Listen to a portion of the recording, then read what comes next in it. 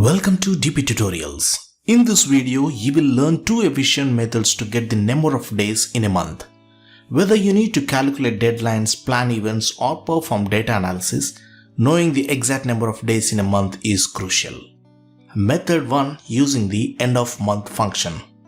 In column A, we have dates like this, and let us try extracting the number of days for these months in column B. Type the formula in cell B5 as equals to end of month, open the parenthesis, select the cell A5, 0, close the parenthesis and press enter. This function returns the last day of the month for the specified date. To get the number of days in this particular June month, subtract the last day of the month with the last day of the previous month like this. Edit the formula minus end of month, open the parenthesis, A5, -1, close the parenthesis and press enter.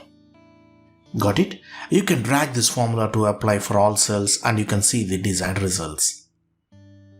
Method 2, using the day and end of month functions. In cell C5, type the formula as equals to day, open the parenthesis, end of month, open the parenthesis, A5, 0, close the parenthesis and close the parenthesis again. Press the enter key to get the total days in a month. In this row, it's 30 for the month of June. Select this cell and drag the fill handle down the column to populate the number of days for the rest of the cells. So friends, by utilizing the end of month function or combining the day and end of month functions, you can accurately determine the number of days in any month.